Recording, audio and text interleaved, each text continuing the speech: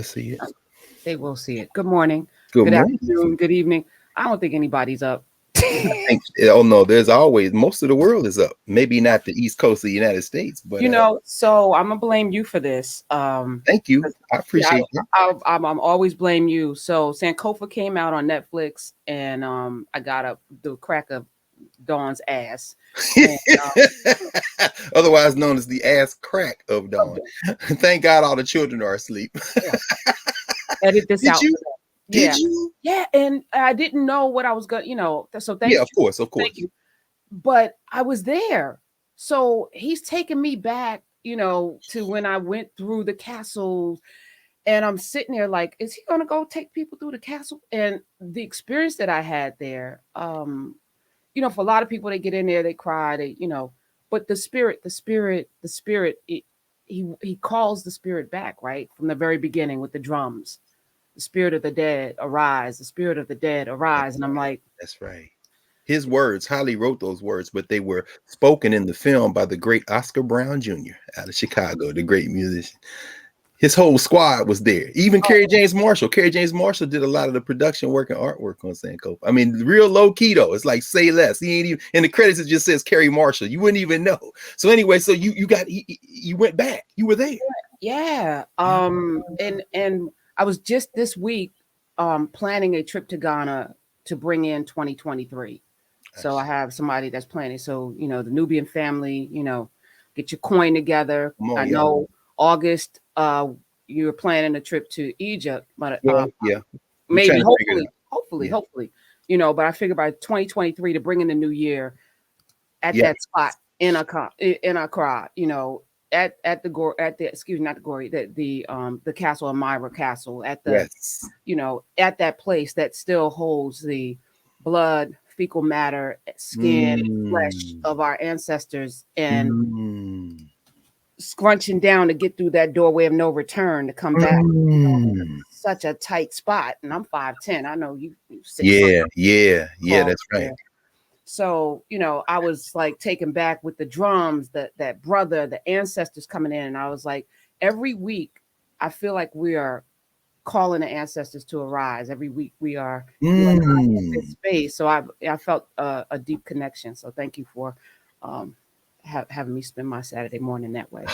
Oh yeah, it was early. This no, because it's early now. No, thank you, and we thank Ava DuVernay for her commitment with Array Films and her production company, and the man she calls Maestro, the great Haile Garima and his wife Shrikiana Aina, their film Sankofa, which was unavailable for quite some time in terms of distribution, and now it's a click away on Netflix, which creates its own contradictions, um, because the Garimas have spent their entire careers, and Holly's at this point now, Holly's 75, to Mm. come out over 50 years of work as completely independent filmmakers.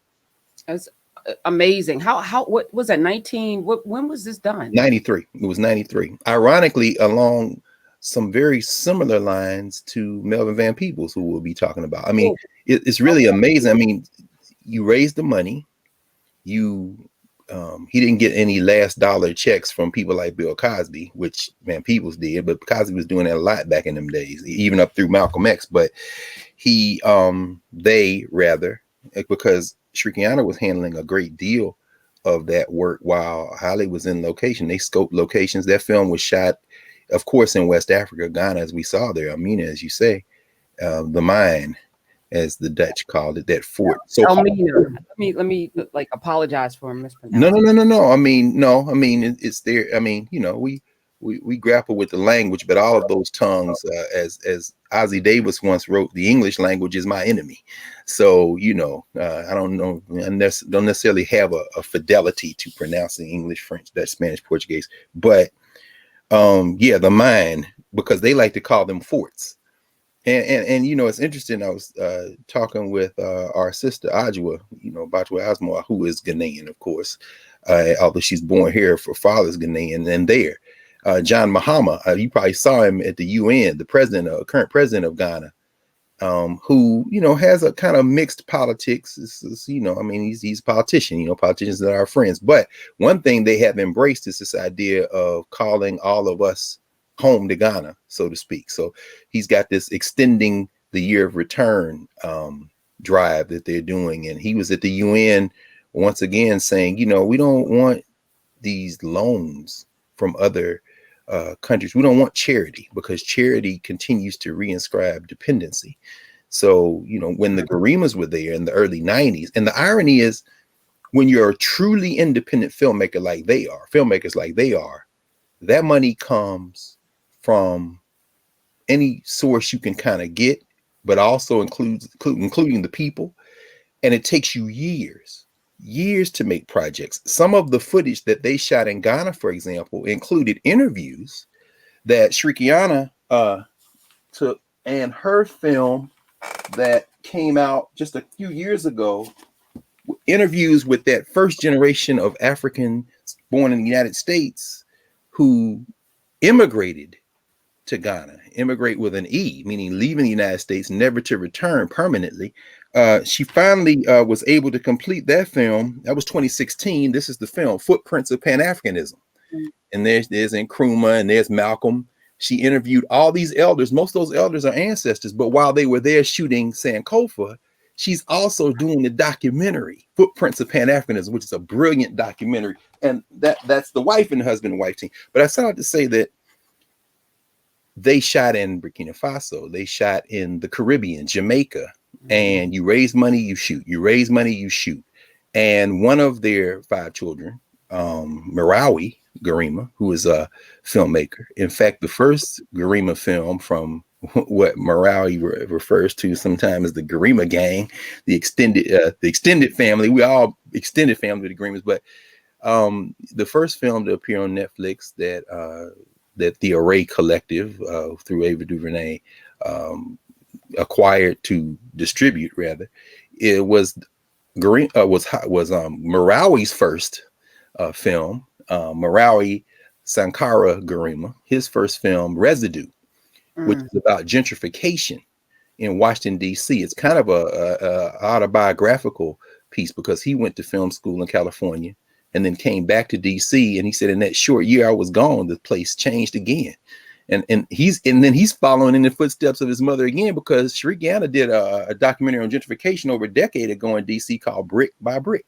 So they make these films, but it takes years. And so, when Sankofa opened in 1993, it opened, every city it opened in was a city where Black people in that city, New York, Philadelphia, Indianapolis, Indiana, where I saw it with Mashriki Jawanza and the collective at the Indianapolis Public Schools, who raised money and mounted it during Black Expo. That's where I met Holly that summer in 1993.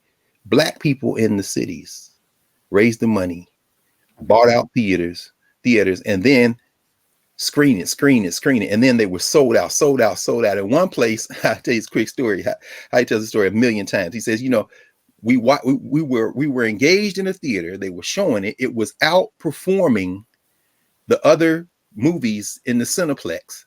And we got a message saying that we were going to be evicted after this final showing, because the manager of the theater was having heart palpitations, and he was, and Holly was like, why? Was somebody being violent? No, it's just uncomfortable. He said, Die Hard is playing there. Do you have Die Hard shock? No, it ain't. But anybody who sees that movie, if y'all watch Sankofa on Netflix, because now you can watch it, the last 10 minutes of Sankofa, I promise you, lives in the minds and hearts of every Black person. They ain't always gonna tell you, but that's the governance structure.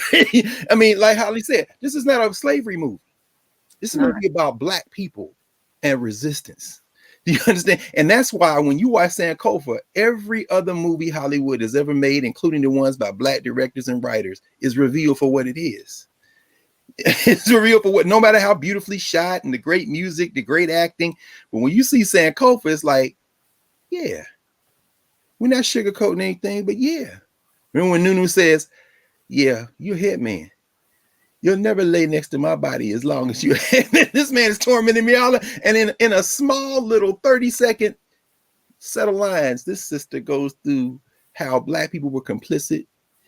She goes through the class issues and then she brings it right to the plantation. She says, oh, you will never lay next to my body as long as you're a head man for the white man. This man has been my tormentor. Even the question of gender. You know what I'm saying? Black women's very specific experience. And it's like, oh my goodness. But yes, but it's independent filmmaking. See, when you run your own thing, you can tell your own story. Well, thank you for that. And y'all will have to search for it because it's not necessarily right there prominent in the thing. So I went to my search and put it in. Now you gotta look for it. It's not trending like Dear White People. Let's move on. Let's. No, you know what? I gotta ask you this question because I was this early. I don't know. It was midnight, 1 o'clock. I got on the computer and I was looking for something else, and I said, "Let me turn on the TV just for a second."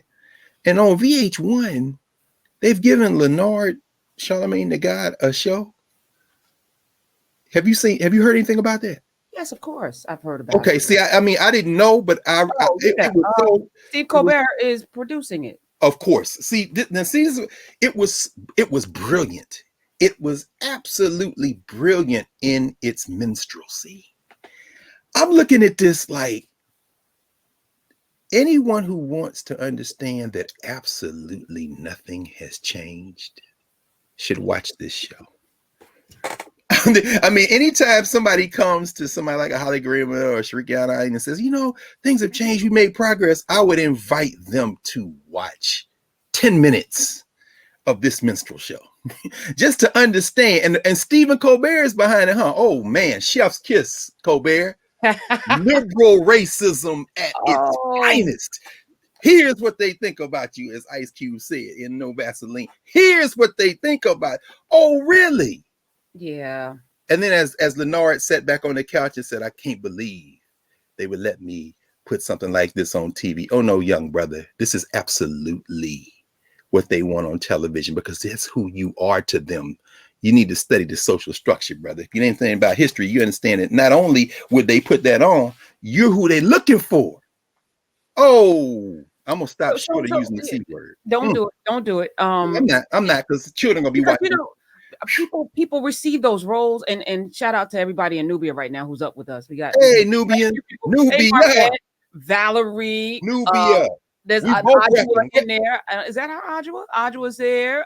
We have S Green and Throw Down My Heart has just joined. And good morning, all of y'all. Let me get over here. I'm gonna look. I'm getting better at it. I'm getting the tech. I'm gonna get it in here right now. Let me see. All right. Let me. I'm sorry. Go ahead. Yeah, this is. No. I mean, like people who receive those roles again. I call it the special magical Negro. And we've talked about this before.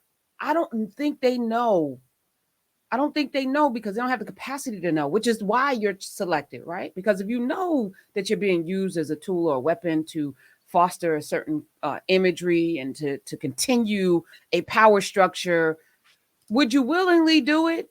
Some would probably still do it for money, because that money is life-changing. And again, they fool themselves into thinking, I'm going to do good with this money. I'm going to change my neighborhood. I'm going to change the paradigm. I'm going to use that money to seed other things. But very often they don't. Well, even when they do, I mean, all things can be true. Okay. But individuals don't beat institutions. Fact. What you taught us. You know what I'm saying? I mean, the individuals don't beat institutions. And that's why. So do you say no, right? Because there's a question, right? So do you say no? Because, they get rid of one and then the next one, well, somebody else was going to sit in that seat. They're going to get somebody else. So why not me? At least I'm going to do right by the people. So I'm going to hold this seat and make sure that we push forth these issues and tell the stories that need to be told. And I'm at least going to be responsible with this because if I'm not here, somebody's going to say yes. So why not me? Well, that's the question, isn't it? And there's no good answer. I mean, what did the hip hop group The Coup, Boots Riley from The Coup in their song Not Yet Free, say capitalism is like a spider. I'm struggling like a fighter. The web is getting tighter, but I'm struggling like a fighter. I mean, how many people would not be exposed to breaking down the stereotypes, the myths, receiving pure information and beginning to free their minds if you hadn't made the decision to ride the twin horses of Sirius XM. I mean, in other words, there's no good answer to that. And on the continuum of that engagement, on one end of the continuum, you have collectives like the Garimas. And on the other end of the collective, you have the most stereotypical alpha themselves, individualist minded Negro you can imagine. And somewhere along that continuum, you have Karen Hunter, you have Avery DuVernay, you have and you know, for Holly especially, who has spent his whole life in independent filmmaking and building independent institutions, because one of the things that happened in the wake of 1993 was, with that thin amount of capital that came in as a result of Black people supporting this film, they were able to parlay that into creating the institution Sankofa Film and Books, which is like they refer to it as a liberated space. And Holly's editing room is in there, you know, Shriek's offices are in there, and the bookstore is there, the DVDs. And when Avery DuVernay, in part because of her connection to her cinematographer, who was one of Holly's students, the great Bradford Young, along with Arthur Jafa, so many others who have been Holly students, but it was Bradford Young who kind of brings Ava around to finally have the physical connection with Holly, because she went to school out there as well, UCLA. So I mean, I was introduced to Holly Green. I mean, he's part with Julie Dash and Charles Burdett and Larry Clark, that group they call the I thought I had one of those books around here called the LA Rebellion. But at any rate, oh yeah, here's one. This is, I mean, I don't necessarily recommend, these are books that you know, probably LA Rebellion is what they call that group of filmmakers that was around them.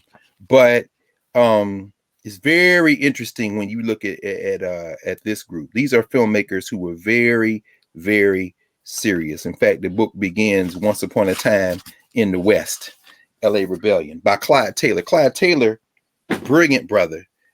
Clyde Taylor, who was a longtime professor at New York University, came out of Howard University, still live and kicking. I use his book, in fact, with my Black aesthetics class, The Mask of Art. I encourage you all, because he talks about breaking the aesthetic contract, art, film, and literature. Clyde Taylor is the man, simply put. In fact, my students were so moved by Clyde Taylor when I first started teaching that book, which was maybe I'd been at Howard maybe 2-3 years. So this was in the early 2000s. No, yeah, it was early 2000s. The book came out in 98. Taylor, they invited him to come down from New York for a conference, and I'll never forget it. After a day long, these are undergraduate students. These aren't graduate students, professional students. These are 18, 19, 20, 21, 22-year-olds mostly.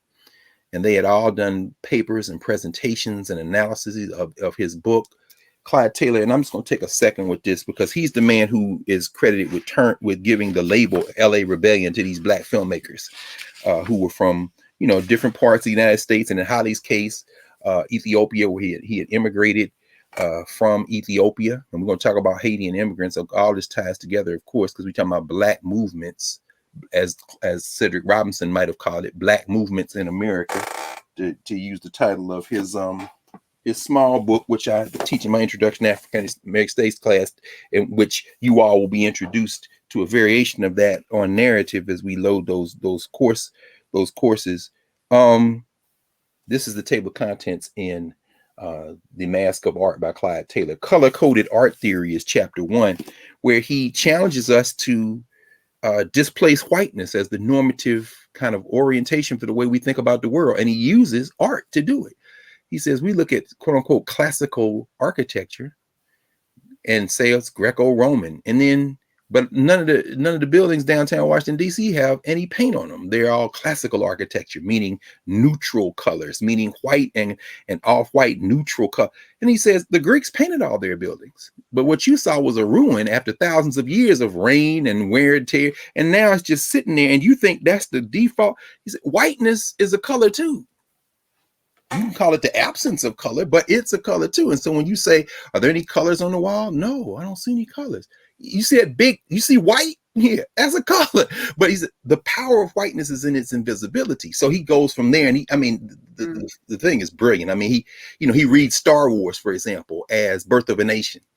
Wow. So he said, this is you got slaves. They call them droids. But and look at the eloquent slave. this is, you remember they named black people Pompey and Caesar and said, yeah, like Caesar and Planet of the Apes. Well, they just moved it to the androids and then you've got the Jedi Knights that are like the Klan. Why? Because they've got the Force. In the case of Birth of a Nation, the Force is Christianity. And what are they protecting? Well, they're protecting white womanhood, of course, Princess Leia, and they're doing it against the blackness, the darkness side of the Force. I mean, the metaphors are incredible. But Clyde Taylor is, the irony of that, of course, is Brad Young, one of Holly's students, is cinematographer on a couple of these recent Star Wars movies. So when you have John Boyega running around, I think he had an incredible amount of dialogue in those. I'm sorry, his dialogue for long stretches consists of Ray. But at any rate, so the white woman. Anyway, that's not. But Brad was the cinematographer for those movies, which is ironic given Clyde Taylor's critique of Star Wars. And of course, Clyde Taylor is the one who labeled Haile Garima, his teacher, as part of the LA Rebellion, him being Brad Young. But at any rate, Clyde Taylor, I just finished this quick story. Clyde Taylor came to DC, and we were at the Ralph Bunche Center on campus of Howard University. And it's probably about maybe a core of about 50 students. And they had all read this book, which is a very advanced book, but I don't believe in dumbing down curriculum. We can all get there. We just need the tools, man. So it came time for him to give the keynote address. It was that afternoon. He stood there, he got up, and he was very quiet for a moment. And he said, I'm a bit emotional. He said, you never know when you write a book like this, who's going to read it and how it's going to be received. He said, at the time I was writing, I felt like I was so far out there that maybe nobody would read it. In fact, in an email he sent to one of the young people who were the organizers, who now has a PhD himself, Melvin Kadiri Barole. He said, sometimes when you're trying to teach something or you have an idea and you let it into the world, it's like a whisper to an Orisha. You just don't know where it's going to go. And he said, when I came in that room and saw you young people and y'all would come to me, ask me to sign your book, y'all not PhD students, you're not master's students, y'all undergraduate students, you young people, some of y'all teenagers. He said, I never would have thought. And then that's one of the great experiences, I would say, in my life as a teacher, to understand that that's what we do. That's what we're supposed to do. But capitalism, that's what you do every day on the radio. That's what you do now. And that's what we're all doing with Narrative in Nubia. That's what we do in this class on Saturdays. You send it into the universe, you attract like, and just like the Garimas, filmmakers, people find themselves and then they want to know how to build, and you build movements. But if you try to do it by yourself, you don't make much progress, because individuals don't beat institutions, which is why I know finally that, there is a fundamental contradiction at the heart of attempting to navigate the social structure with the idea that somehow you're going to transform it. And that contradiction in the world we live in, the modern world system, is capitalism. And Melvin Van Peebles, as I said, we're going to end with this now because we're going to end up talking about this. This is a copy of a journal called Black Cinema Aesthetics. It's not even really a journal. It is some papers that were put together called the Ohio University Papers on Afro-American, African, and Caribbean Studies. It was published at Ohio University in 1982. There was a conversation between Melvin Van Peebles, recent ancestor, Pearl Bowser, very important figure, his sister, St. Clair Bourne, the great filmmaker, documentary filmmaker primarily, and Haile Garima around Sweetback. And one of the things that, in fact, I'll just show it to y'all. One of the things that, this is where I'm going to end, because one of the things that Melvin Van Peebles says, because he's a guerrilla filmmaker too, independent filmmaker, but he dances with Hollywood, which is interesting. He says the dominant culture has one immense weak spot: an Achilles pocketbook. Ha. So he's Love him that. and Holly are arguing back and forth about whether or not the main character or the film, even the film Sweet Sweetback, is revolutionary or not. And so we'll talk about that in a minute. But in the middle of this discussion, which is really, it's an argument, but it's a good argument. Ain't no if you no. They having a real debate discussion. He says, this is guerrilla filmmaking, because one thing about these people, this culture has an Achilles pocketbook. They want to make money. And Ava DuVernay, as far as I can tell from a distance, I don't know the sister, but in terms of all the respect she's shown for Holly, he's been out there the last week in a master class with filmmakers. Several hundred applied. There were 15 slots. I mean, she's building what she calls an iteration, a variation, but a grounding kind of institutional formation that she's modeled on Sankofa on the West Coast and training filmmakers. And I'll say this out loud. I don't know her personally either, but not only does she have the heart from all of the things she's done, from Selma to When They See Us to Queen Sugar, but also she hooks people up. Like she makes sure that she Exactly. goes back and brings people forward. I mean, Michelle did get cello. It does the music. I mean, no one, this is a brilliant musician that kind of, to me, was lost. She brought her forward to do the music for Queen Sugar. And you look at the directing, all of the different women, Black people that she's, giving directors caps to. And I just, that is, you measure, a tree by the fruit that it bears. That's right. And, what fruit are you producing? You can see her fruit. So that's exactly right. And it's so funny you say that, because first of all, that's exactly right. And that really is the model of how you build institutions. You attract people and you build and you put people on, like you say.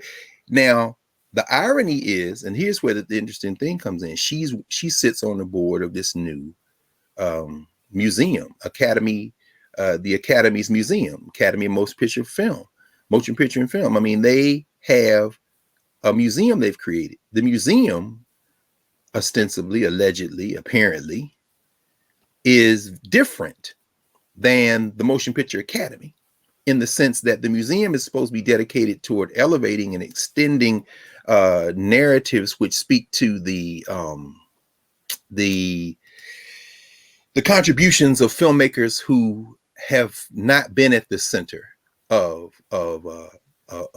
Hollywood discourse, of this kind of studio system, this capitalist system of movie making.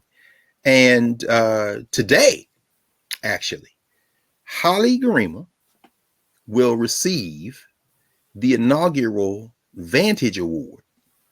The Vantage Award is going to be given to him by this new museum. This new museum, as one of those filmmakers who tells another story, tells a different story, is grounded in his story. Now, the irony is they are honoring him, co-honoring him with another Visionary Award honoree. He's not receiving it by himself. The person he's receiving it with is Sophia Loren, the Academy Museum. This is their opening gala tonight. Now, what's the irony in that? Holly, for the last 20 years, has been working on, well, he works on several projects, and he makes movies intermittently. So Teza, they made, which is about Ethiopia and the revolution of the 1970s, and it's back and forth between Ethiopia and Germany. It's a fascinating film. Adwa, which is about the Battle of Adwa and the African victory over the Italians in 1896, and so forth. I mean, a number of films, but these two films that are nearing another stage, in fact, one is almost completely complete now. He's made an epic film on the Italo-Ethiopian War of 1935. Every day I go over there and I'm going to his editing room, he in there working on that film. I learned so much just watching him. I mean, just the rhythm of that genius form of matching the music and matching the, like, wow, man, and editing, going back and forth. Anyway, I started to say, Sophia Loren is Italian. And we know her from the movies.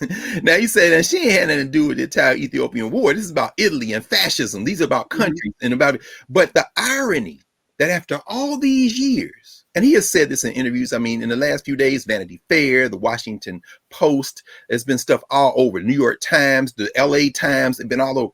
He said, I am conflicted right now about allowing them to honor me. He said the point of entry for me, and he's the one who coined in my mind in terms of his usage, the way I use it with my students, point of entry. He said the point of entry with me was Ava, and so I wouldn't be out here except, she was like, come on. And then of course his students and all the folks who have been very successful, they're prevailing upon him, but they know him. Man, I don't know. If I had wanted to do that, I could. Charles Burdett, and I encourage you all, if y'all never seen Charles Burdett, his most famous film is probably Killer of Sheep, which is one of those independent filmmakers, out of the LA Rebellion. Julie Dash, her most famous film, and she's been shut out of Hollywood, really. She's done a number of other, Daughters of the Dust. Yes, yep. You know what I'm saying? They're all out to LA Rebellion. But Charles Burdett, they try, to lure him into the content. So he's been in that dance. Then he made a film with Danny Glover that, as far as I'm concerned, out of his films, to me, it's my favorite. With Danny Glover, it's called To Sleep with Anger. Oh man, that film! If you're a Southerner or know anybody from, that film is so full of, it's just incredible. Allegory. Mary Alice is in it. So many other people. Cheryl Lee Ralph. It's a whole lot. It's a brilliant cast. But then Hollywood gives him, gave him a little bit of halfway budget, and he made a movie called The Glass Shield with Ice Cube and them in it. Holly is, they're all very close, but no, I don't even want the invitation. So for him tonight, I wish I could, and I'm gonna hear about it obviously when they all come back, but I really wish I could be there for whatever is gonna come out of his mouth. I'm not sure that he knows. What, but as as James Brown told his band before they started off into Make It Funky, what you gonna say, Holly? I don't know, but whatsoever it is, it's got to be funky. No question. So I don't know what he gonna say, but whatsoever it is, it's gonna be funky. And so, because this is the man who has never moved toward Hollywood, so I don't know what he's gonna say. So I got up this morning thinking there's so much to cover, and I don't know how you do what you do, but I know we do it like we're doing it now. It's like you're a genius. You put all of it together. I'm like, how you gonna work in Haiti, Melvin Van Peebles, and just like the other 11 things that happened this week? But yes, well, Haiti is easy. I say easy because it's hard in the sense that Haiti, what we're basically talking about today, really, all these conversations that we've already started and that we'll continue to have, they're really about narrative, to use, obviously, the site we're in right now. Those of you on YouTube understand we're live right now in narrative in Nubia. So, from where do we stand in time and space? Where do we stand in the world? And once we have a place to stand, we understand, to borrow from Holly Grima again, we have to tell our own stories. And we don't tell those stories in a way that compromises what we have to say.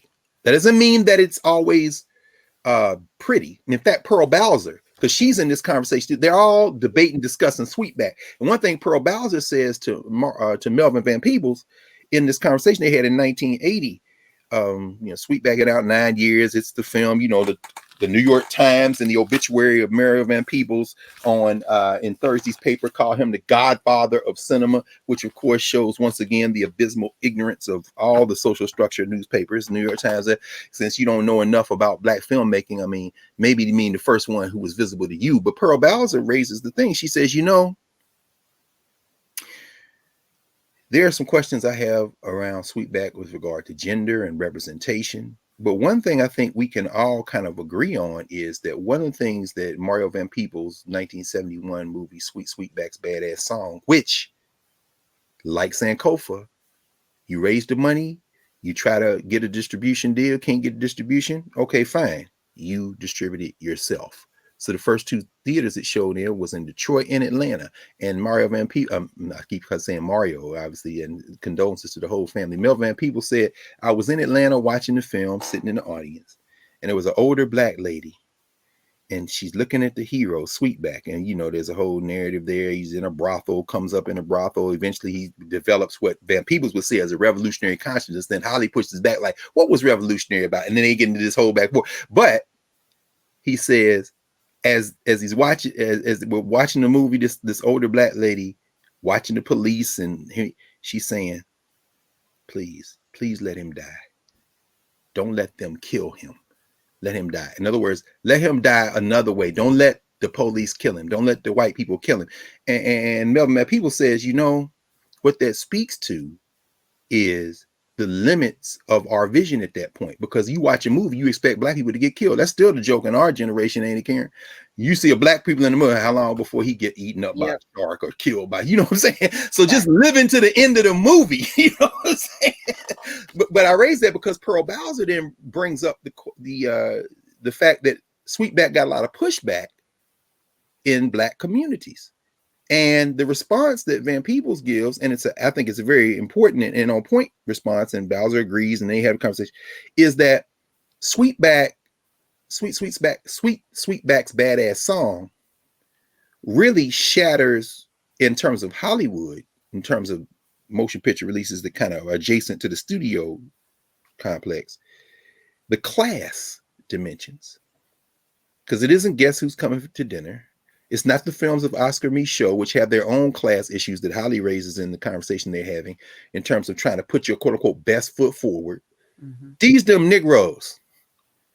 So, the people that Kanye is talking about in Jesus Walks, you know what I'm saying? The pimps, the pushers, the dope dealers. In other words, these are the people Jesus was hanging out with. Now, I'm not talking about the well-cologned and well-perfumed Negroes who turn their nose up as they drive through the neighborhood on the way to church. I'm talking about them Negroes that they passed, which would include Jesus Christ, by the way. I always laugh when I go in mega churches. I'm saying, I wonder what y'all, if Jesus knocked at this door, would y'all let him sleep in here tonight? Since it's his house, right? It's his house, right? But anyway, but the class dimension is important to keep in first and foremost in mind. So how do we represent class? Because it isn't always pretty. So what we're seeing now in Haiti, in terms of the conversation about what's going, well, not what we're seeing in Haiti. Haiti's invisible. Haiti's completely invisible. This conversation we're having now is not about the governance structure of Haiti. It's about the social structure of the modern world system, and particularly the United States and Canada and France and all the people that ganged up on the second country in the Western Hemisphere to overthrow settler colonialism. The first, even though it was white settler colonialism and white on white crime, was the United States of America, 1776. Within a quarter century, the second was Haiti. These are the first two independent former colonies in the Western Hemisphere in the wake of white settler colonialism, but they've been messing with Haiti ever since, as we talked about extensively. If y'all going through narrative, all that stuff is there now. Y'all can go over and look. So we're not going to do that today, but it is about narrative and representation. How do you tell the story? What we're talking about right now, people are outraged because they seen a white boy on a horse whipping black people. You should be outraged, but that's still a one-on-one piece symbolic of a crisis that is not a crisis of Haiti. It's a crisis of the United States. Everything that's going on in Haiti right now, in terms of the fact that there is no government in Haiti.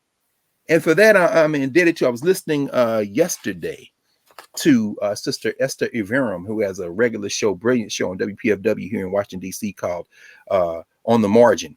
And she had another sister who is another very brilliant sister, Jemima Pierre, who is a professor out there on the West Coast at UCLA, formerly at Vanderbilt, Jamaican. Lord, she whipped me for that. Haitian American, who was really breaking it down. And one of the things Jemima said is there's no independent sovereign state in Haiti. Now, if y'all have gone through our conversations, Karen, you and our conversations, if y'all have gone through those, you already know that. But she did a very good summary of that. And what she was going through is how every wave of Haitian migration out of Haiti, Haitian immigration with an E, has been triggered by external interference, primarily the United States. So the people we're seeing in Texas, what's their narrative? Because guess what? There are more people at Mexico's southern border, because the United States government is paying, pushing and paying and subsidizing and cajoling and arm twisting the Mexican government to be the police on their southern border to stop the migration. And it isn't, of course, just Haitians, it's Dominicans, it's Cubans, Black Cubans, It is people who have been displaced because primarily of American geopolitics and interference. And so the first thing we're tying all together is we have to tell our stories. We have to have our narratives. The other thing is that this is really helping us understand all these topics we're bringing up in these next few minutes. It's helping us understand the electric border and the tension point between, in our Africana Studies framework, the social structure and the governance structure. Who are Africans to other people? See, right now, what we're calling a humanitarian crisis, it ain't no humanitarian crisis on the southern border that the United States didn't create. And the reason those people are there is not because they hate Haiti. The United States and its white partners, in league with the United Nations, the group they call the core group, which includes some of those Latin American countries. I'll mention that for a minute because Dr. Pierre did a very good job, very powerful job of explaining how those Haitians got to Brazil in 2009, 2010. Remember, there was an earthquake in Haiti in 2010, but more importantly, remember that after the United States participated in the coup that got rid of the popularly elected, I won't use the word democratic. I try to stay away from that word. Language is important. There was no democracy in ancient Greece, but let's just say popularly elected. The people chose Jean-Bertrand Aristide to be the leader of Haiti. And then the United States said, we can't work with this guy because he's not going to make Haiti open for business, as Sweet Mickey said many years later, as we talked about. We're going to get that in a second. So they participated in a coup, and they got rid of him in 2001. Then 2010, there was an earthquake in Haiti. And after the earthquake, they had a cholera outbreak because then the UN comes in there. And one of the major contingents of soldiers comprising the UN force in Haiti that spread the cholera outbreak was from Brazil. And this is under Brazil under Lula da Silva, which is a whole nother thing. But again, y'all go back and look at our videos. You look at our conversations. You can talk about that. Anyway, one of the reasons that so many Haitians end up in Brazil is because the Brazilians are using them as cheap labor because they're getting ready for the World Cup. And so that's how they end up in Brazil. But the brutality that takes place in Brazil, worse than the kind of genteel brutality under Negro leadership in a place like, say, Atlanta in 1995 and 96, when they got rid of people who were unhoused so they could host the 1996 Olympics and have Muhammad Ali come out there and light that torch like that was such a triumph. And I encourage y'all again, if y'all watching Ken Burns propaganda on Ali, to get this book, The Great Ishmael Reads The Complete Muhammad Ali, where he tells you about that politics. But anyway, he displaced. Anytime you have an Olympics, first thing you do is sweep them people you don't want, them people that Melvin Van Peebles making movies about, them people that Haile Garima is capturing in things like Sankofa. You sweep them out of the way because the social structure ain't got no room in the class dimension for any of them poor people, because you're going to celebrate. God only knows what happened to the human beings in China, and God only knows what was happening to the people in Japan before COVID hit, so they could put their best face forward. But if we know what happened in Brazil, they are turning out the favelas, which are primarily Afro-Brazilians. And then who's getting imported to work for damn near nothing? Haitians. Because you in Haiti beating them up and spreading disease in the UN after the earthquake. Naomi Klein calls it disaster capitalism. So some of those Haitians that are under the bridge, and that number is increasingly dwindling. Shout out to the mummy, Joe Biden, who has continued the policy of the Trump administration, who continued, intensified in some ways the policy of the Obama administration, who continued the policy of the Bush administration, who continued the policy of the Clinton administration, who continued the policy of the Bush administration, who continued, in other words, the policy of, people think, man, don't beat up on Obama. Yeah. You know why I beat the hell out of Barack Hussein Obama? It's because I understand politicians not your friend. You know how I'm treating him? Like a president of the United States. Ain't that what Negroes want? To be treated equally? Well, let's treat him equally then. Why are you treating him different? Because he's black. He's the president of the United States. And under Obama, who was his Secretary of State? I'm trying to remember. What was her name? Oh yeah, Hillary Clinton. Did y'all know in January 2010 they had an election in Haiti after the earthquake, after they done blocked Aristide from running again, after US, Canada, and France staged a coup in 2004 to get rid of Aristide, followed by a UN occupation force after an American stabilizing force came in. 2010, who was president of the United States? Oh, yeah, Obama. Who was Secretary of State? Oh, yeah, Hillary Clinton. Who got on a plane, flew to Port-au-Prince, and told Rene Preval, who was the sitting prime minister, that his candidate for president had to withdraw from the runoff because they had somebody they favored more, a dude named Sweet Mickey Martelli. Martelli comes in, again, y'all go look at these.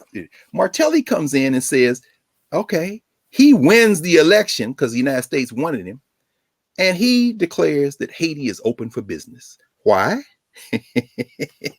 Because you see, they had a deal. That flight, by the way, if y'all want to look it up, it wasn't 2010. The earthquake was 2010. It was January the 30th, 2011, when Hillary Clinton flew down there. They had a project they wanted to put together called, y'all look it up, Caracol Industrial Park, Caracol, Caracol Industrial Park, $300 million project, about 600 acres. They got it off the ground, but it kind of dwindled because Martelli threw him a curveball and the thing kind of collapsed.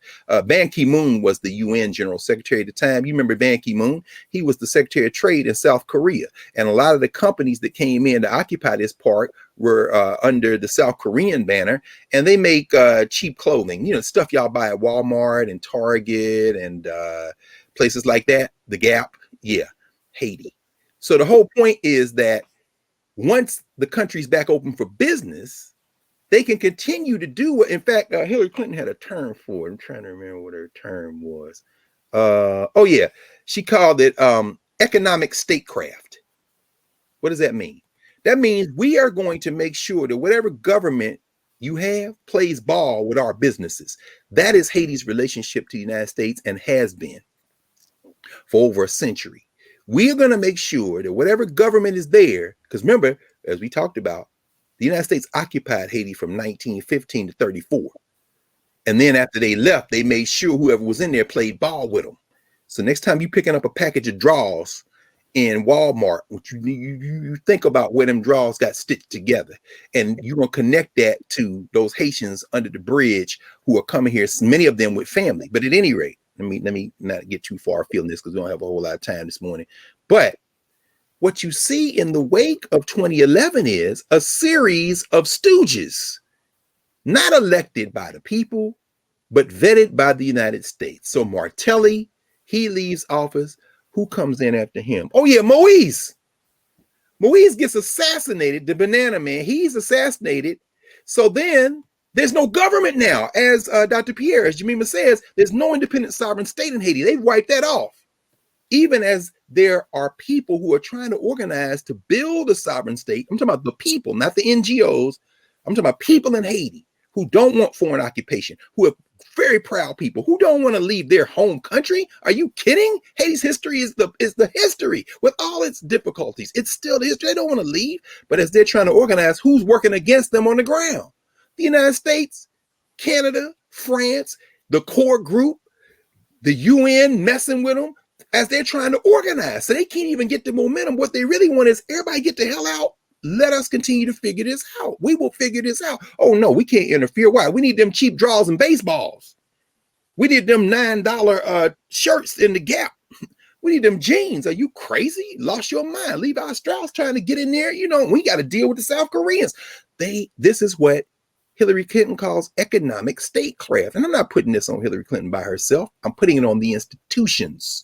This is how business works, and this is how statecraft works with business to interfere, particularly when you've got independent folk. So, metaphorically, whether you show up with a treatment, like I'm going to make a movie called Sankofa, and Hollywood was like, you can't make no movie like this. You poisoning Negroes and white people, and you cutting people's throats, and you got Africans in here speaking, and you got everybody. And one of Holly's thing is, remember we talked about that a few weeks ago, how I said, we don't cast Africans like me to play African roles in the diaspora, because some Africans you trying to avoid, the reminder blacks, as he calls them. We're not gonna do that. And when Muda Baruka is in there, and Professor Hunter, let me ask you right quick before I'll continue. Did we see any subtitles in Sankofa? No, we Isn't didn't. it beautiful? Yeah, and you learn the language. You learn the language. Well, because black people speak Ebonics, meaning what? Even if you can't follow Muda Baruka word for word, you know exactly what he said. Why? Right. See, y'all go stop messing with black people like we speak white. No, it's not slang. The snake gonna eat what up in the belly of the frog. What? You heard what he said. And if you didn't pick it up the first time, you damn sure what he meant by it. Now somebody else like, we need subtitles. They putting subtitles in these HBO documentaries where you got somebody in Baltimore or New York. And so, why y'all got subtitles? You got subtitles, somebody in Mississippi, some old lady in Mississippi. Got, what the hell? What y'all saying is, we didn't make this movie for y'all. We made it for the social structure. I seen subtitles in that damn Ali documentary. I'm looking at Rahman and they using his European name, Ali's brother, which I will not repeat. And I'm saying, boy, y'all love framing this up. Y'all had them damn Ali scribes from minute one, episode one. Here comes Thomas Hauser. Here comes Ing. Here come the Ali scribes, as Ishmael Reed called. But there are no subtitles in Sankofa because everybody playing roles based on where they from.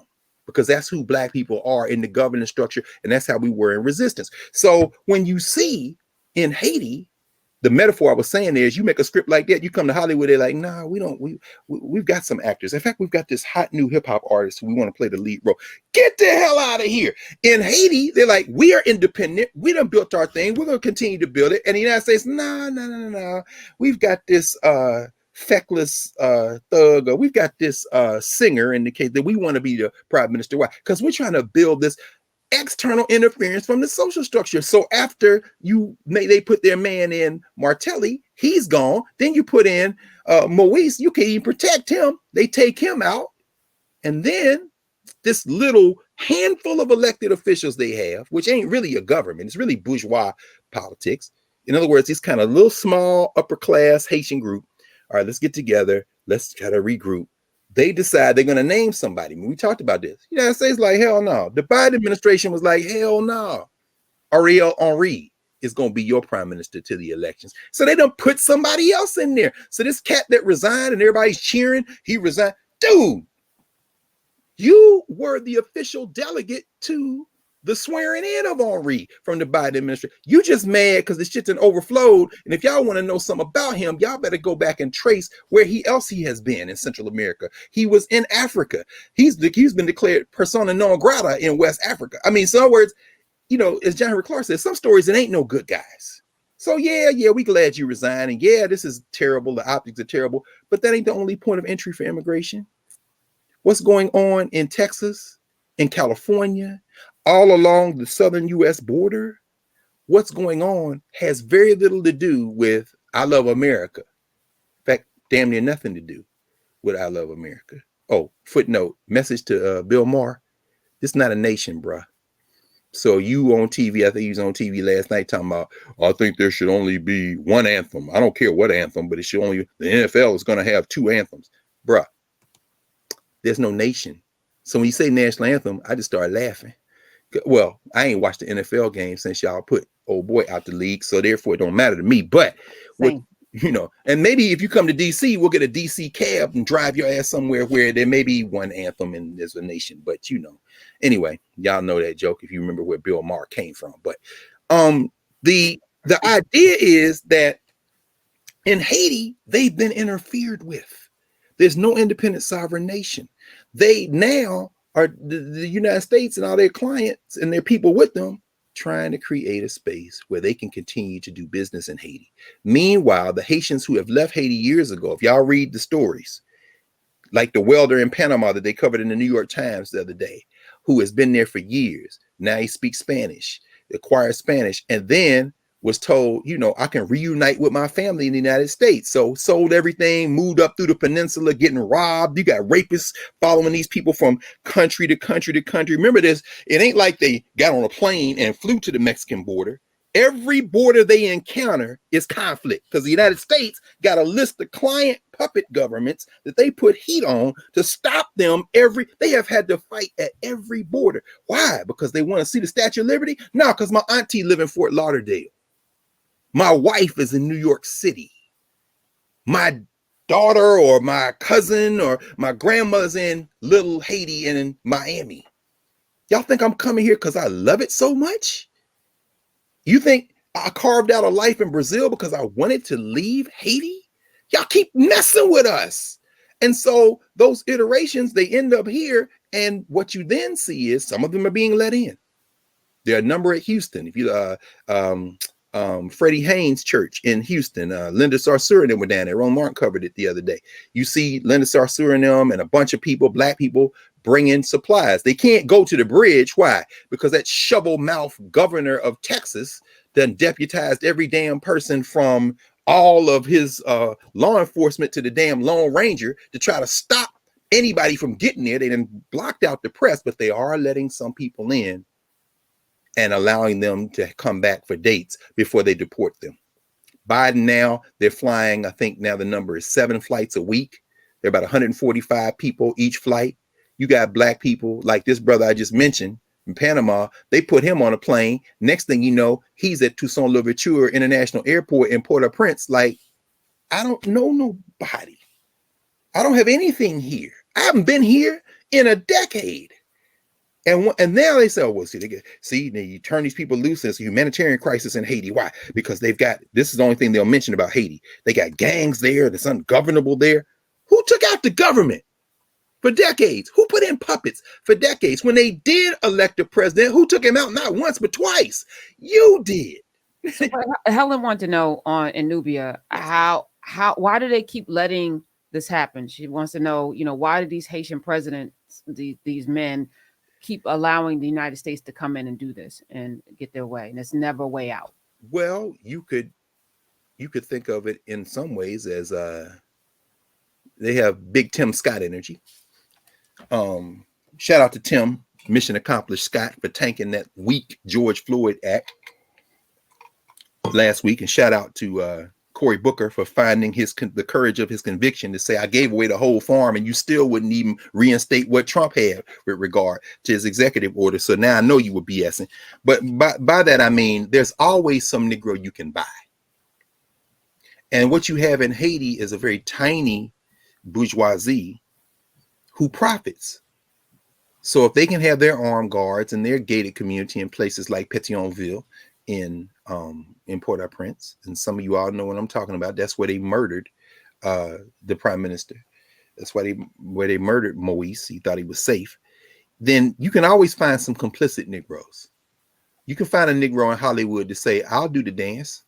What do you want me to do? I'll wear the dress. I'll put on the wig sideways.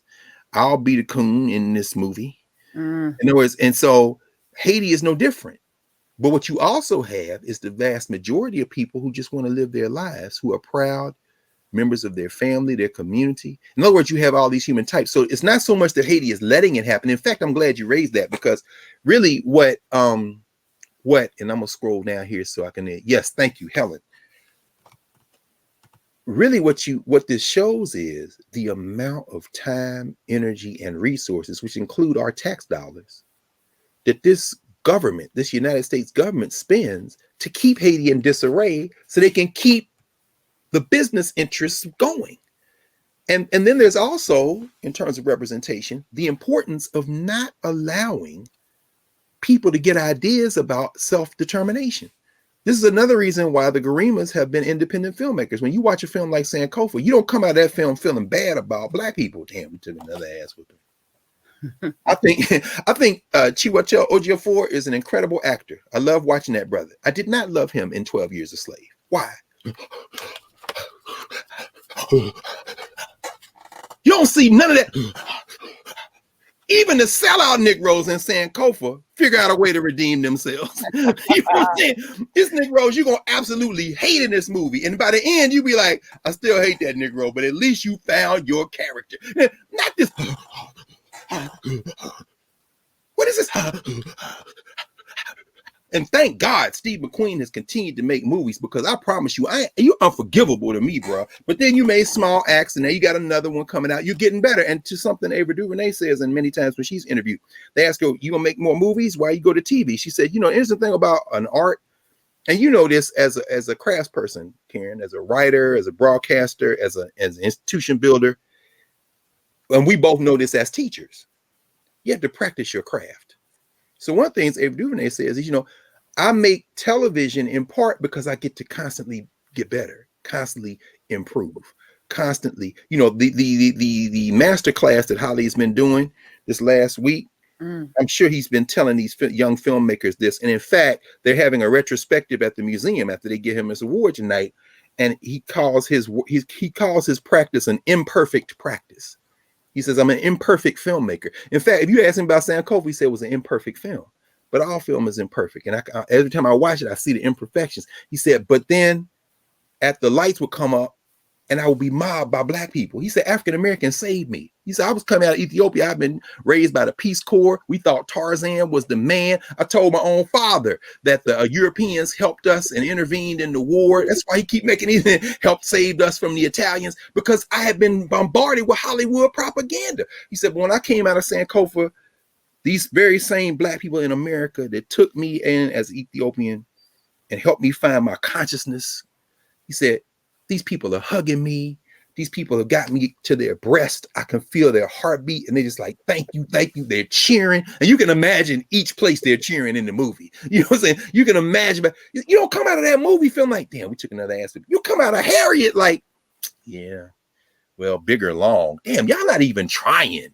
Y'all made up a character called Bigger Long in a movie in 2020? Are you damn serious? I mean, in other words, y'all not even trying. So all these movies, and that's why you hear young people say, I don't want to see no damn slave movie. They feel very differently watching Sankofa. They don't mean they don't want to engage in it. They mean quite the opposite. Quit running that BS. Well, in Haiti, these people don't want any more interference. We'll figure it out. But the reason that they haven't been able to figure out is not about their incapacity. It's about how much thunder this big ass country called the United States in this modern world system has let loose on this little third of an island to stop them. Because if you start allowing that kind of imagination to spread, hell, that would be metaphorically the equivalent of maybe giving another season to Lovecraft Country, where they split up the country. Oh, hell no. That's it. And I know y'all love Michael K. Williams, but he ain't getting no damn award. No, could you please just clean this off? Hey, Lenard, come here. Colbert, look, put this minstrel show on, because these Negroes out here losing their minds. They got black women walking on water like they God. Okay, that's enough for that too. In other words, you Negroes, and this is on that continuum between I ain't messing with them and I will do anything you ask. There's a negotiation going on. What Melvin Van Peebles calls guerrilla filmmaking, because he says capitalism, this society has an Achilles pocketbook. Yes, it does, but don't mistake that for a point of entry that guarantees you to win. And so I don't have any doubt that Martelli, I don't have any doubt that Moise, I don't have any doubt that Henri or any of these inserted prime ministers at Haiti, I don't have any doubt that they thought they could get in there and maybe work some rooms to operate.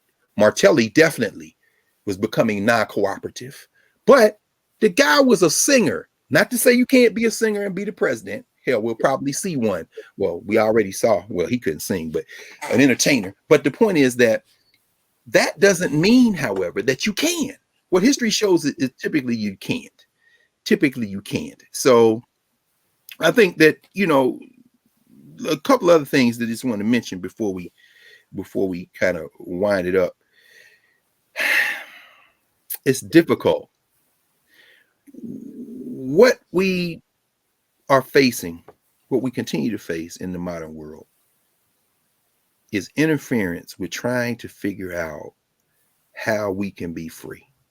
So as we think about those conceptual categories we have in our Africana States framework, that kind of overarching, that kind of seventh but ever-present question that, Professor Hunter, that, you brilliantly, I think, kind of envisioned, that frame all of those other six. The how do it free us, to use Sonny Sanchez's question. Yeah, but how do it free us? That is the question we keep asking ourselves. And as we ask ourselves, whether it be in our art, in our cinema, in our music, whether it be in our politics, how do it free us? The answer isn't always going to be the same based on where we are in negotiation with or living in whatever social structure we find ourselves in. And some, this reinforces the importance of culture and cultural production. And so when you have a Mario Van, I keep saying it, when you have a Melvin Van Peebles out of Chicago, Melvin Van Peebles who becomes a playwright and a filmmaker and writes novels and traveled in France and did all this kind of different stuff. When you have him by the late 60s, early 70s, decide that I'm going to tell stories that haven't been told to give our people a chance to see themselves, that's one way to do it.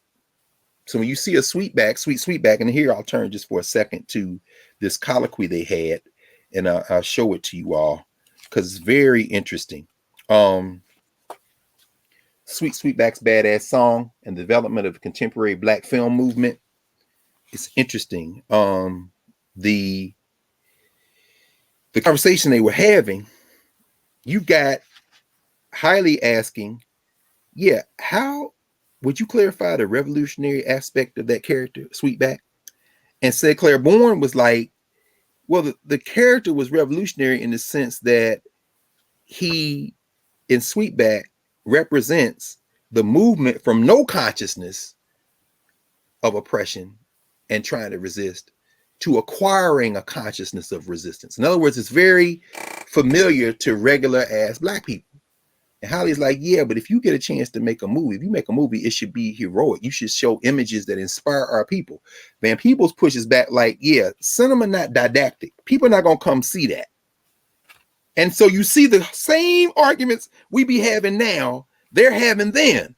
He goes back and forth. In fact, he then says that, and I'm going to go, and this is something I found was very fascinating.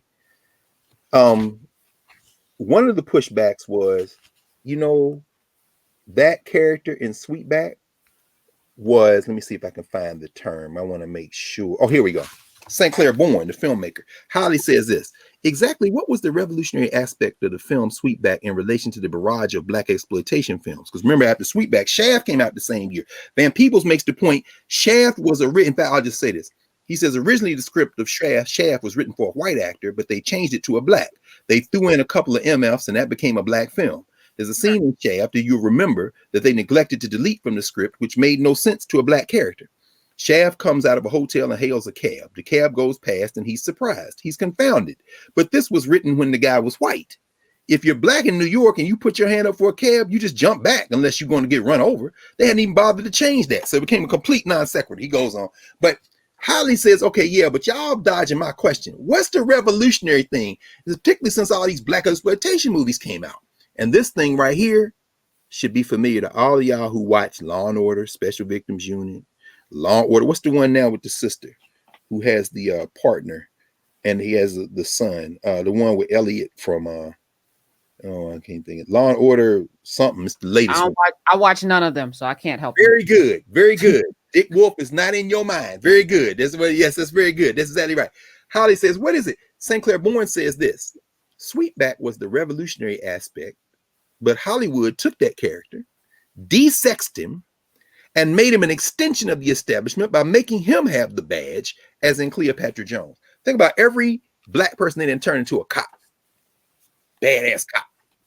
And then, of course, they give their little Academy Award to Denzel for playing a cricket cop. Not for Malcolm X, not for Steve Biko, not for Hurricane Carter. No, we need you, cop, bad cop. Give him the statue. Why?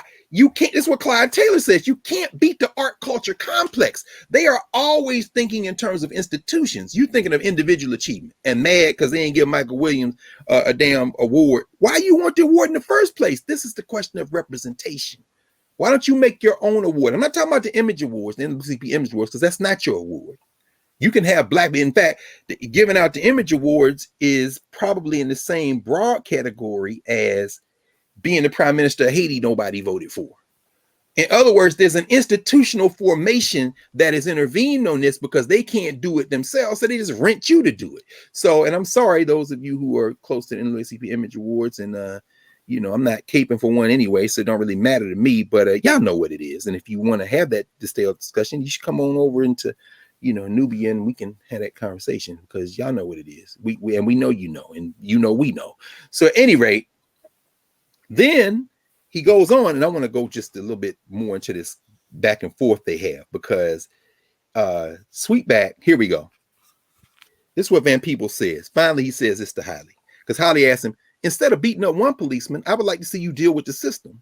Dealing with one policeman inside a uniform never answers our people's problems. It's an individual action. What we need is action in the form of mass movements, right? And so, an Ava DuVernay, brick by brick. Let me push a little bit.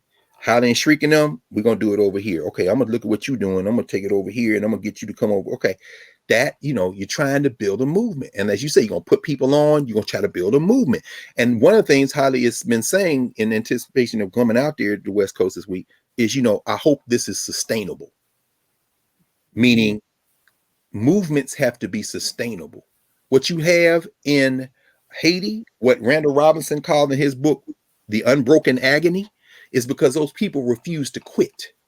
They're going to triumph because one thing they're not going to do is quit.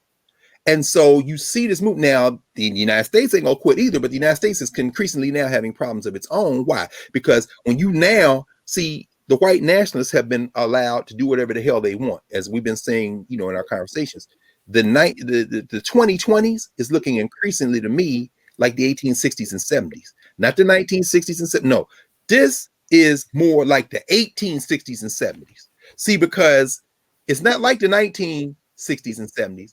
In fact, we just passed, I think yesterday was the anniversary of the Little Rock Nine, the integration of Little Rock Central High School. Y'all go back and look at our conversation about that because we only talk about the Little Rock Nine as we talked about in relation to the social structure. So we don't talk about the fact that they came out of Horace Mann High School, many of them. Before that, Paul Laurence Dunbar High School, the black schools. We don't talk about the fact that most of them did not graduate from Central High School. Ernest Green, who was the only senior, was the first one to graduate. A couple of others graduated. One got a GED from there. Another one of the young sisters had to leave because Arkansas closed down all the schools for a year. The lost year is what they call it in the history of Arkansas. And her people took her to Kansas City, Missouri Central High School. She graduated from Kansas City, Missouri, which was all white, almost all white in 1955 after Brown versus Board of Education. And within 6 years was all black. White flight. The schools are more segregated now than they were in 1954. But I'm not talking about even the 20th century. I'm about the 19th century, after the Civil War and during Reconstruction. Increasingly, these white nationalists are loose. They passing whatever laws they want. They y'all talking about turning about the clock. They are going in their minds. They are, to use Clyde Taylor's metaphor, using Star Wars, they're the Jedi Knights. They are defending whiteness. They are tapped into the Force. And their white women, unlike Princess Leia, have no control over their bodies. Ain't gonna be no General Leia's in Abbott's, Texas, in DeSantis's Florida. No, we got handmaiden energy for y'all, and we got a handmaiden on the Supreme Court now to make sure that we can run this table. And now they so out the chain that they on horses, whipping people. And then Biden administration comes in and said, we're going to temporarily suspend horse. And now you've crossed the Rubicon. Why? Because, as I say, in Haiti, they're never going to stop. They're going to continue to resist. United States, you might have to stop. Why? Because y'all done got so off the chain now, whether it be Stephen Colbert letting Charlamagne the God put on a minstrel show on VH1, or you letting cowboys whip black people and say, instead of firing them all and taking the horses and giving them to the people in the stables in Philly and Baltimore, you say, I'm going to temporarily, you made all of us, congratulations, Mr. Mummy, great job. It wasn't Kamala Harris that made us all stand up and race pride and cheer. It was you who have turned all of us in under a week into Haitians. Finally. Now, we've always caped for Haiti on the periphery, but then there's been the whole internal governance structure, unintelligent, uninformed, ignorant, meaning the absence of really sitting and thinking about it. understanding of the connection of black people, something that's beautifully portrayed in Sankofa. But you, sir, have given us a common enemy. You have given us a common enemy. All of y'all, where do you stand on Haiti? The sitting vice president of the United States, the one you handpicked to think you might get 3 more black votes by putting her in, she came out. Now, mind you, this time last week, she was getting ready to flip a coin at a Howard Hampton football game, and y'all set her up and gave the entire right wing a talking point. She's playing football. She's at a football game, and the crisis at the border. Y'all go to hell. Y'all hate black people. Don't even put that on her. But even she had to come out. Meanwhile, you still fumbling.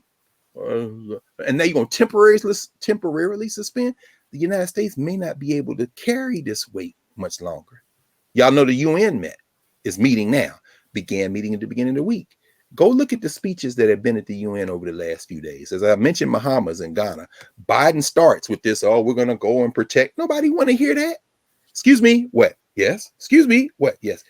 Here, me. Yeah, look, Texas. I'm right here. These black people sitting up in the UN looking at him like, hey man, bro, I mean, your credibility, your jaws is showing. I'm sorry, them jaws you had made in Haiti, Joe. Is that suit from Haiti, Dominican Republic? In fact, where them socks come from? In fact, let me see the back of that tie. Anyway, we all know how globalism works. You usually hit off our diplomats. You got our stage people, but bit by bit, people in these countries not putting forward anymore. And in the United States, more and more, those of us who are not part of that structure are like, it ain't no need for us to be quiet now, because y'all letting your cousins be real off the hook. And all you'll do is say, this is a crisis, but you keep reinforcing these stereotypes. Anyway, now I'll finish up. So Van Peebles and Guerrilla and St. Clair Bourne and Pearl Bowser are going, and I would encourage you all to look up all of those people. Very important. Pearl Bowser was the director of Third World Newsreel, among many other things. Very, very important figures. So Guerrilla is like, look, now that Brother Sweetback, who was made to escape with his penis, is not a new black man on the screen at all, unless he missed history. In other words, Van Peebles like, this is a new figure in cinema. He said, no, he's escaping with his penis. This is not a new figure at all, unless you don't know. He said, when black people who don't have much money to make a movie, when they get money, they should make movies that uplift our people intellectually. We should not be shadowboxing. Mr. Van Peebles' film totally diverted the issue. I respect him. As a black man, he is able to make films. Parenthetically, there are 2 dimensions. You make a film, can you distribute the film? This is very important. Again, using one of our other categories, science and technology. Netflix, web-based distribution, it's a big deal. Now, anybody with a connection and somebody's password or their password can watch Sankofa. That was not the case before. That is a major moment. At the same time, there are trade-offs. There are trade-offs because it's Netflix, and we know Netflix is notorious for cheating content creators. Look at Nollywood. Look at I'm seeing some of it on social media. So I'm kind of mixed emotions. I'm so glad I get to see Sankofa now. I can project it. My students can watch it. My dear sister and friend Kathy Adams and at Claflin University, they're gonna have a Sankofa watch party. It's beautiful. At the same time, it's Netflix.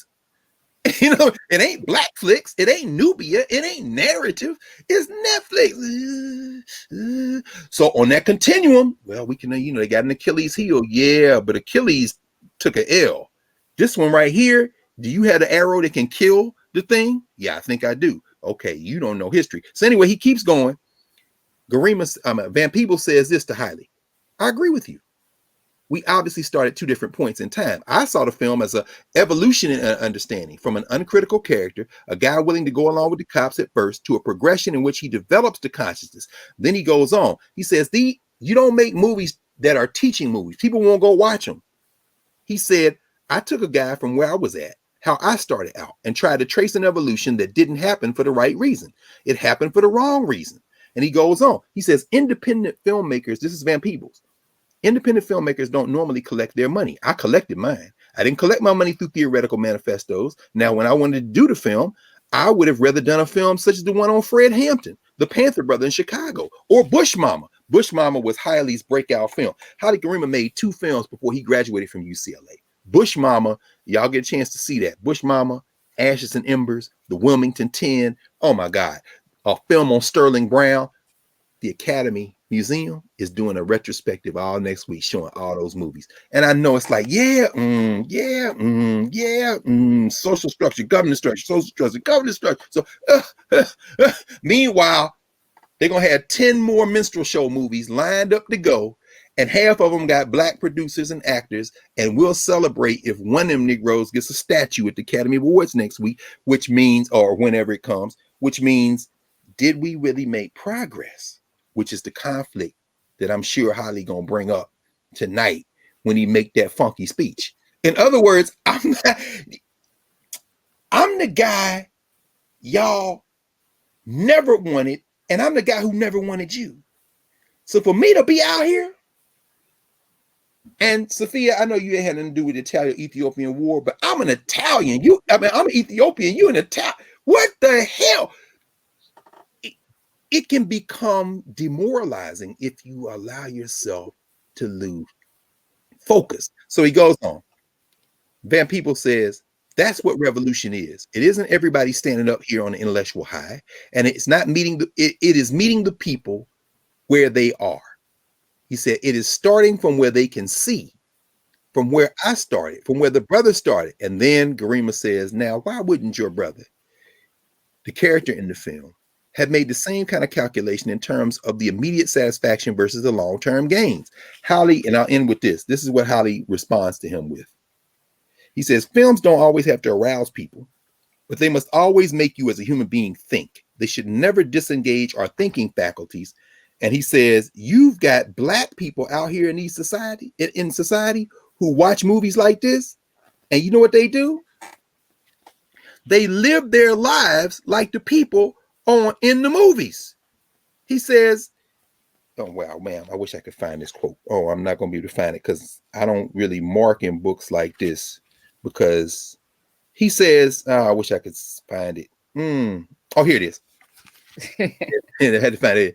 He says, the reality is that black men are wasted in the streets. Because at this point, they're talking about the gender piece. I'm going to add women. The reality is that black men, black women, black people are wasted in the streets. They die every day because they go about their lives and freedom in a cowboy way.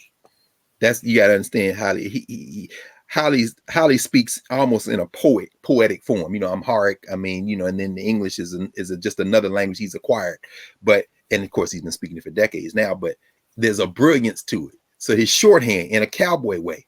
So yeah, people be watching, what is it? They say this is a big rich town, Power. Right? And I'm saying, I watch it, and I'm saying, but I can watch it, because after I watch it, I'm gonna cleanse my mind with something else. But somebody else watching that says, yeah, man, yeah, you know what the lock say? First you get the money, then you get the power, then you get the MF respect.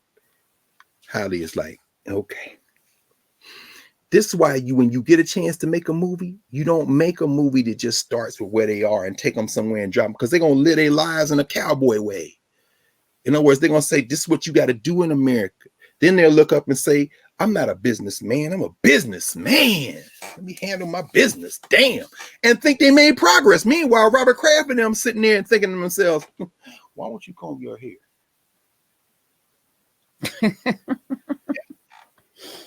They run it.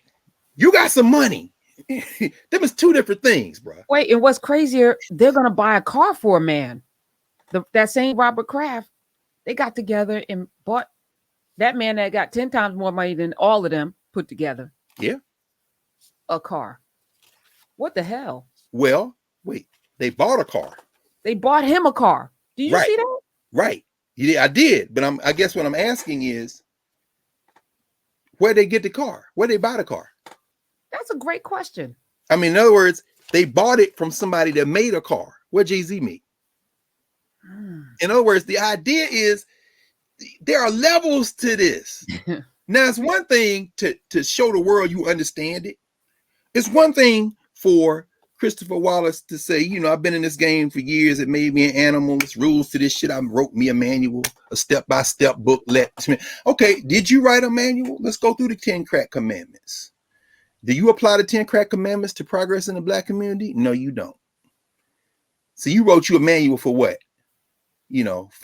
Follow these rules. You'll have mad bread to break up.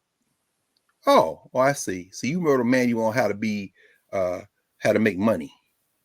Okay, you still don't get it. I thought you got it. Those are the 10 crack commandments. Because take crack out, put dollar in. Take dollar out, put draws and baseballs in. Take draws and baseball out, put cold tan and gold in.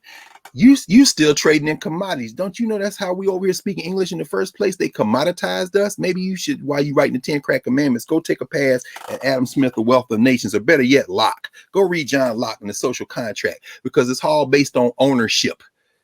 And what Haiti is saying is we will not be owned. So that's why they spend so much time in them. What Holly Greenman has said his whole career is I will not be owned, which is why they say we'll wait you out. And what Avery Duvernay has said, I will not be owned, but I can siphon some resources from you so that I'm going to try to take the whole thing and remix it. And they saying good luck. Why? Because ain't nobody done it yet, but we're going to see where you go. And I think that's how ultimately we have to understand the world we live in begins with the world we can imagine that we want to live in. And the world we can imagine that we want to live in has to be based on the world we were living in before somebody set upon us. And that's what a film like Sankofa helps us understand. Even in the depths of it, we never lost our humanity. And our people, unfortunately, have been convinced through the propaganda of moving images, of sound, of cultural text and practice, we've been convinced that somehow we lost our humanity.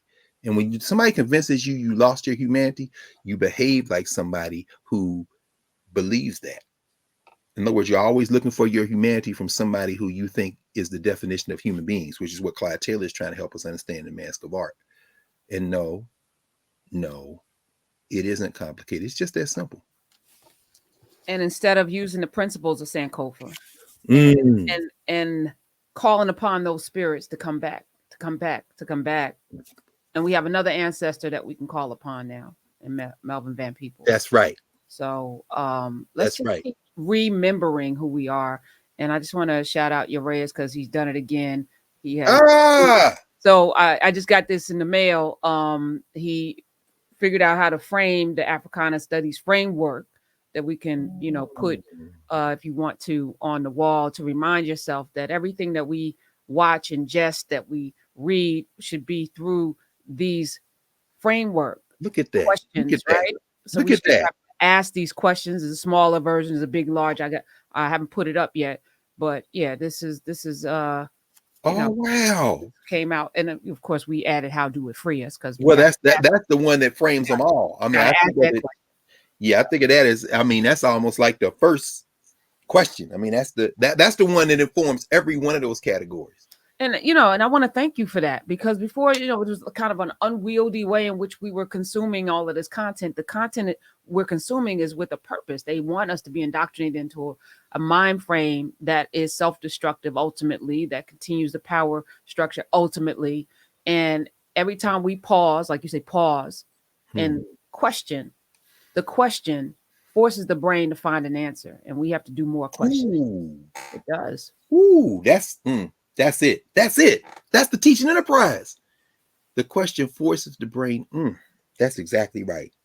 I wish. Well, normally we would go a little bit longer, but we both got to roll because I'm things to do.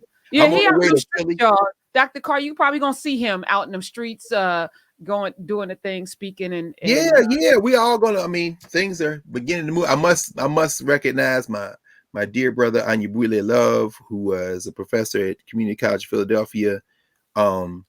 They're having the second annual John William Coltrane Symposium in Philly. I know John Coltrane was from North Carolina, but spent much of his early life and then married years in Philly. I'm participating in the symposium today, and Coltrane, whose birthday was 2 days ago, Thursday. a lot of birthdays. Yeah, Jeremiah Wright's birthday was last. My man, yeah, Baba J. Shout out to Baba J. 80 years old, 80 years young. Jeremiah Wright still swinging with both fists. The man himself in Chicago. A Mary Church Terrell, I think, her birthday too. Look at Was September's. You talked about August, Black August. Black August gave birth to some enlightened September.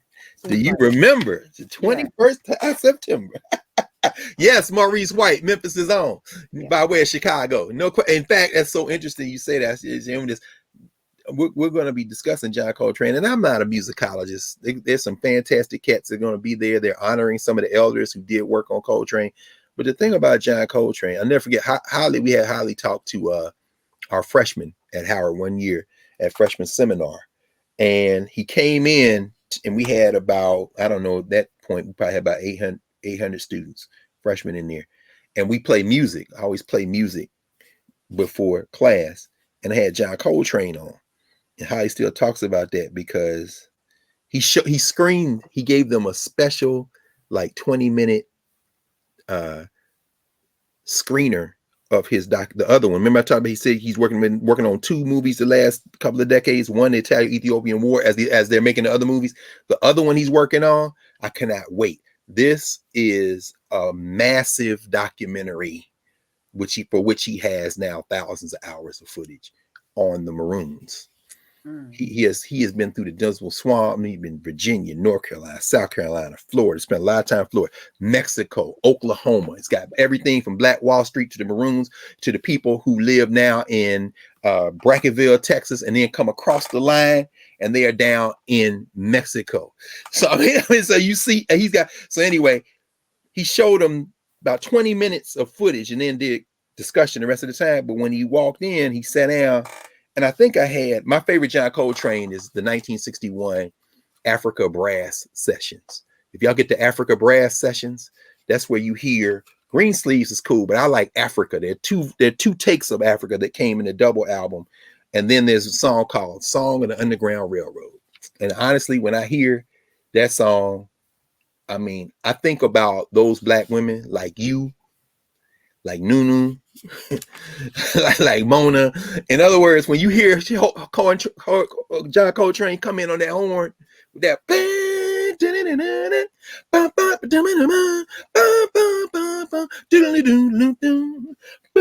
and he rephrase it, and then, but near the end, you hear McCoy Tyner just floating on those keys. West Philadelphia High School's own McCoy Tyner, who was only like 16 when he joined the John Coltrane quartet. He just made transition a couple of years ago. His brother Jarvis was a big figure in the Communist Party, by the way. But McCoy Tyner, it reminds you that our music, just like our film, our art should expand our minds. It should not leave us in a place where we are depressed. It should take us in a place where our minds are expanded and our souls are fed. And that's not a black thing, but black people, as August Wilson says, black people have special truths to speak to the world out of our experiences. They're not special truths if you're making yourself a black version of somebody else's experience. John Coltrane did a live performance in Japan. I was just rereading something called Thinking in Jazz. I love this book, Thinking in Jazz. This is Paul Berliner. This is a massive book. This is like almost 900 pages. Thinking in Jazz, the infinite art of improvisation.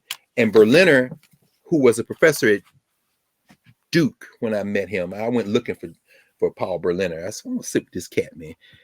Berliner says there was this Japanese cat who heard John Coltrane in a live performance, and this brother had just lost his sister. He said, I listened to John Coltrane at this live concert, and I went home disturbed, and I sat down, and I cried the whole rest of the night. And out of that release, I then said, I got to find this guy, and I'm a disciple. He was a musician, this Japanese. My point is that type of grounded art produced out of our vision, grounded in our history, and John Coltrane was absolutely grounded in our history. That art speaks to our common humanity. It's not the art of, forgive me, y'all, this is some of y'all would say maybe the politics of respectability, but you just had to say that. It's not gutter. That's the lowest common denominator. I'm sorry. I'm just trying to capture the world as it is. Yeah, that ain't what we talking about. You can capture the world as it is without turning it into somehow saying I'm not human. There's a song to sing there. So anyway, I'm going up to Philly to be with my people. We talk about John Coltrane today. I'm so grateful. And thank you for those of you who got up super early because so many people are Yes, let me here right thank now. y'all. They set their alarm as I did this morning to make sure we were here. Yes. The ass crack of dawn. Thank you. Ass crack of dawn. That's okay. No, Look at these people. I'm not assuming all these people in the United States either. It no, might be. somebody got up at 4 o'clock in the morning. I don't know Oh where yeah, that is, so I know that that's not. Yeah, it probably could be in the United States, but California, West Coast. West Coast, yeah, Oh, there's your Reyes. yeah, nice. Oh, now go tell it, Yolanda. Oh, Jim of the Ocean. Now stop playing now. Hey, look, Felicia Rashad work at Howard. One of these days when this thing is up, I'm like, look, sis, we got to Oh, bring. speaking of which, can you find out if they can, if they're filming your symposium and we can make Oh it yeah. available? You know If we what? can make it available in narrative, Ooh, I'm so glad the you said that. members and a chorus section. We have a music section there, and there's a Yes. music section in Nubia as well. So let's see. Yes, we should. Yeah. In fact, I was just talking to my young folk. I mean, Anshere Hines and Stephanie Joy Tisdale, who are working with the Center for Black Educated Development. My man Baba Sharif El Mekki, and Sister Shana Terrell.